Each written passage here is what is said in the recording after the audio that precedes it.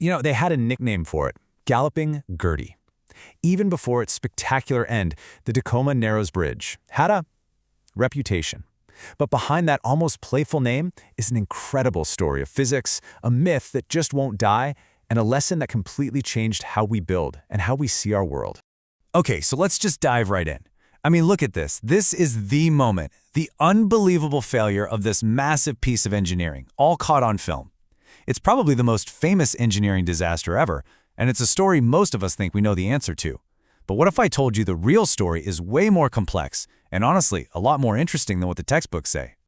So yeah, the story you probably heard in science class blames this thing called resonance, and it's a nice, simple answer, right? It just fits, it makes sense.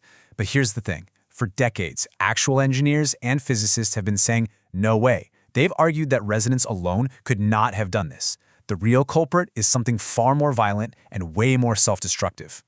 All right, so to figure out what really went down, we have to tackle this myth head-on. And look, the whole resonance idea, it's powerful, it's easy to grasp, which is exactly why it became the default explanation for so long. Resonance is really all about timing. Think about pushing someone on a swing. You don't just shove them whenever. You push at just the right moment in their swing, matching their rhythm. And with each little perfectly timed push, they go higher and higher. Well, the old theory was that the wind was doing the exact same thing to the bridge, pushing it in a steady rhythm, building up these huge oscillations until it just snapped. And get this isn't some newfangled theory trying to debunk the old one. Experts have been pointing out the problems for years. I love this quote from a couple of mathematicians in Milan who basically said that any textbook still trying to blame simple resonance is, well, making a fool of itself. Pretty blunt, right? And here's why they're so sure. We've actually seen bridges collapse from pure resonance. It happened when soldiers marched in perfect step across them. That's your steady, rhythmic push. But wind? Wind doesn't work like that. It's messy, it's chaotic. And maybe the biggest clue of all, the motion that actually destroyed the bridge wasn't that up and down bouncing. It was this insane, violent twisting, a completely different animal. Okay, so if resonance is out, then what the heck happened?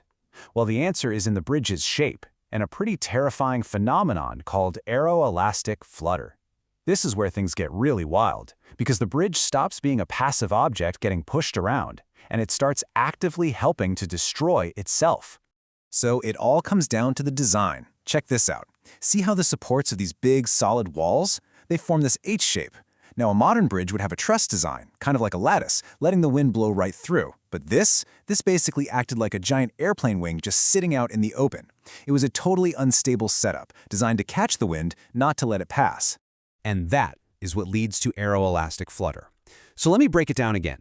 With resonance, an outside force does the pushing. With flutter, the bridge's own movement starts creating the aerodynamic forces that push it even harder. Every time it twisted, it was like it was changing its own shape to catch the wind even better, which made it twist even more. It's this runaway feedback loop, a totally vicious, self-sustaining cycle. This gets us to a much more modern way of thinking about it, something that math really backs up. It seems like we were focusing on the wrong thing this whole time. The key wasn't the rhythm of the wind's pushes, it was about the sheer amount of raw energy the wind was just dumping into the bridge, hour after hour. And this is the brilliant part, the tipping point. It's like the wind was just charging the bridge up with energy, like a giant battery. For hours, all that energy just made it bounce up and down. But then, it crossed a critical threshold.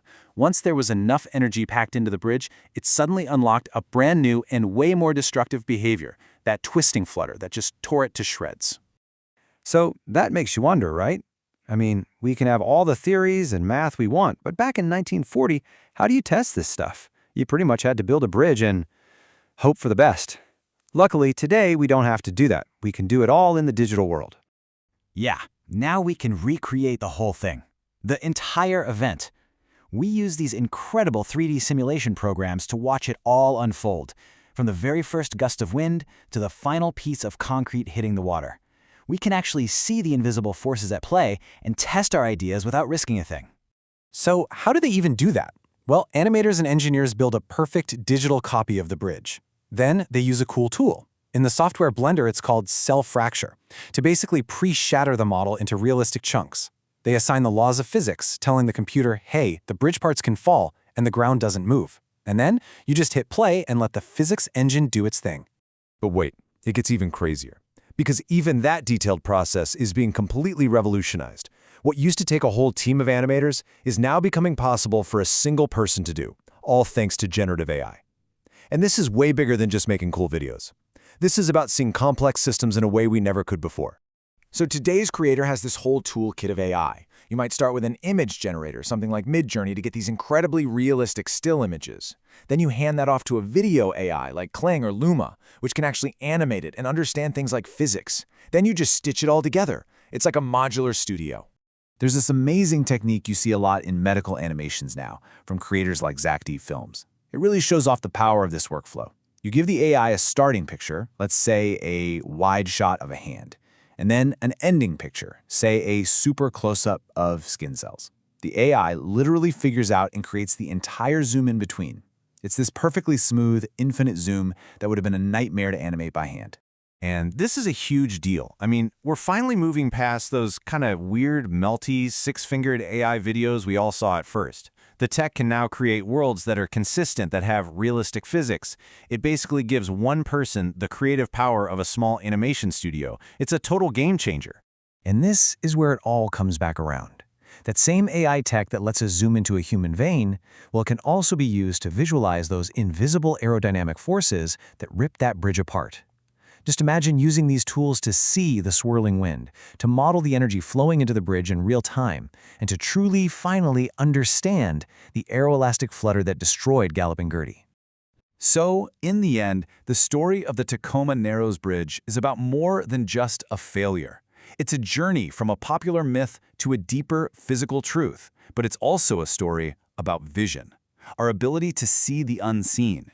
And as our tools for visualizing the world get exponentially better, you just have to ask yourself, what other complex mysteries are we about to unravel next?